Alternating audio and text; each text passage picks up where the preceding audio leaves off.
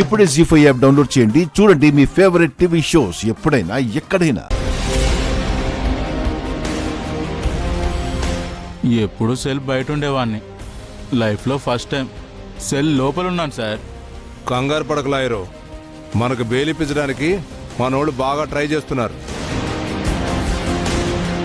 నమస్తే ఎస్ఐ గారు, నరసింహతో మాట్లాడాలి. రేపు కోర్టులో సబ్మిట్ చేసే వరకు అతను ఎవరో కలవకూడదు. 2 నిమిషాలు మాట్లాడి వెళ్ళిపోతాం సార్.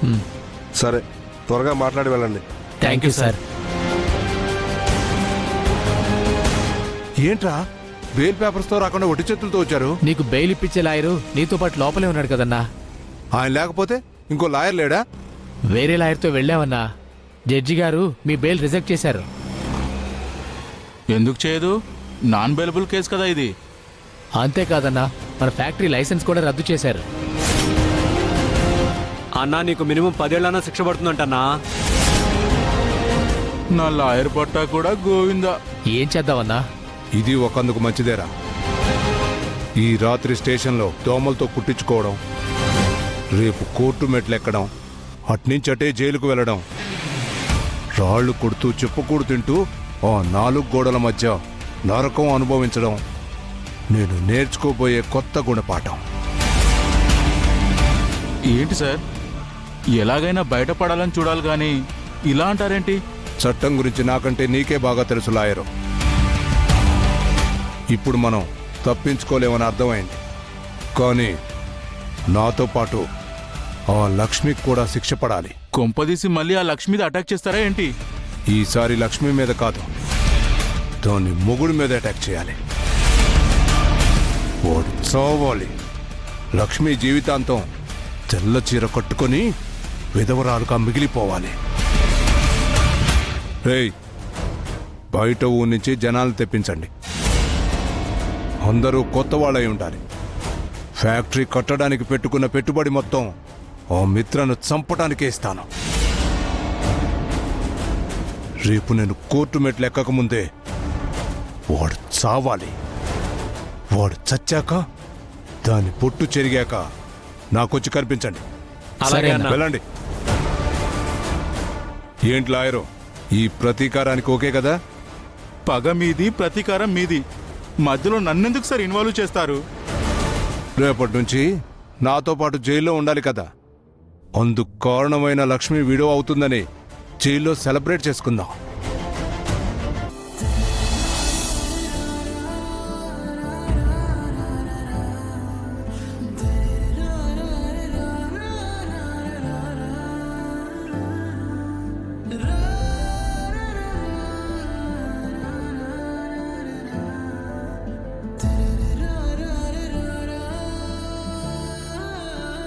అయ్యో, నా మతి మరుపు మండ. బొట్టు పెట్టుకోకుండా పూజ చేస్తున్నాను.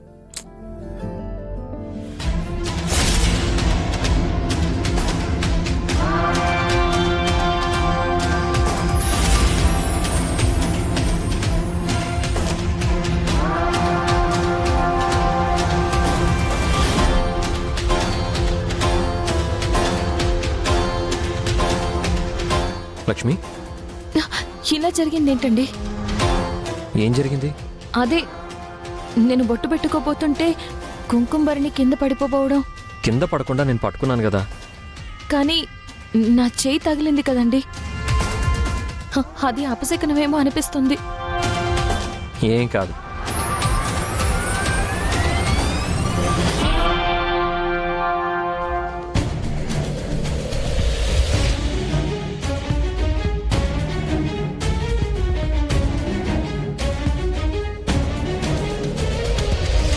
ఈరోజు నా చేత్తో నీకు బొట్టు పెట్టాలని రాసుంది. అందుకే అలా జరిగింది. దాని గురించి ఎక్కువ ఆలోచించుకో, పూజ చేసుకో.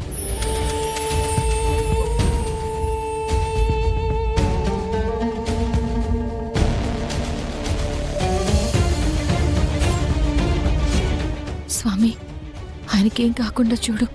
ఏ ఆపద రానివ్వకు.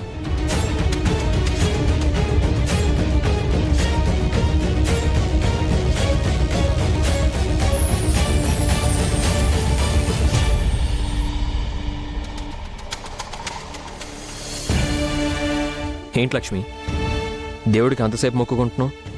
ఏం కోరుకున్నావేంటి? అయినా ఇప్పుడు ఈ ఊరు వాళ్ళందరికీ నువ్వు వరాలిచ్చే దేవత అయ్యావు. నీ వల్ల అందరూ సంక్రాంతి పండగ సంతోషంగా చేసుకుంటున్నారు. కానీ నీలో ఆనందం కొంచెం కూడా లేదు. ఆ నరసింహ అరెస్ట్ అయ్యాడు, జైలుకి వెళ్ళాడు. ఇంకా హ్యాపీగా ఉండొచ్చు కదా. అదే అలాంటి వాళ్ళు బయటున్న లోపలున్న ప్రమాదమేనండి. వాడి వల్ల ఎవరికేం జరుగుతుందో అని చిన్న భయం కూడా ఉంది.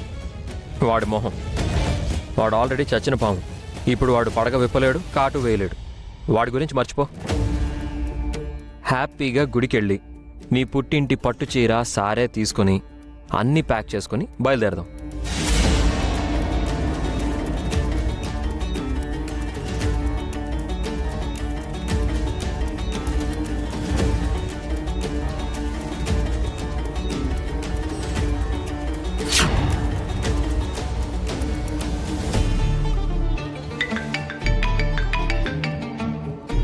హలో లక్ష్మి, మావయ్య గారు ఎక్కడున్నారు?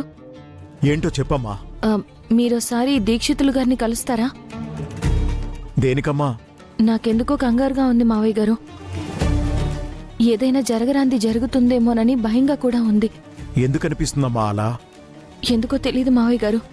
మీరు వెంటనే దీక్షితులు గారి దగ్గరికి వెళ్ళండి. ఆల్రెడీ వెళ్ళొచ్చానమ్మా. ఏంటి మావయ్య గారు, దీక్షితులు గారిని కలిశారా? అవునమ్మా. ఆయన ఏం చెప్పారు? నేనొచ్చాక చెప్తానమ్మా. ఎక్కడికి వస్తున్నారు? మీ ఊరికే. ఆందవేలో ఉన్నాను. 1 గంటలో అక్కడ ఉంటాను.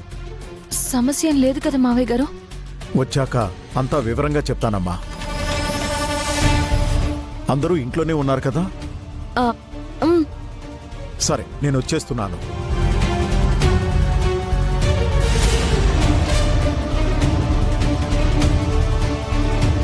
కుంకుంభరణికి నా చేయి తగలడం,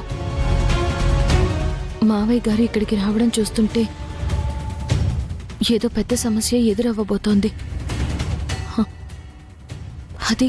అది ఏమై ఉంటుంది?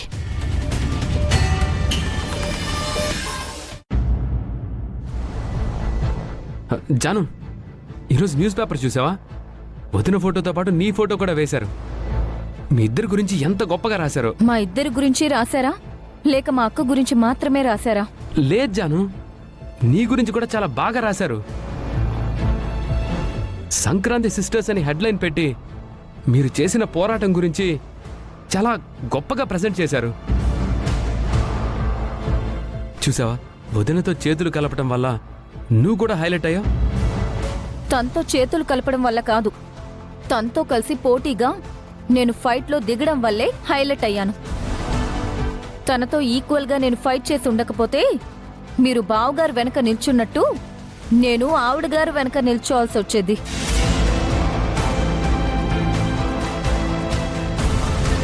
జీ5 యాప్ డౌన్లోడ్ చేసి అన్ని ఎపిసోడ్స్ పూర్తి ఉచితంగా చూడండి.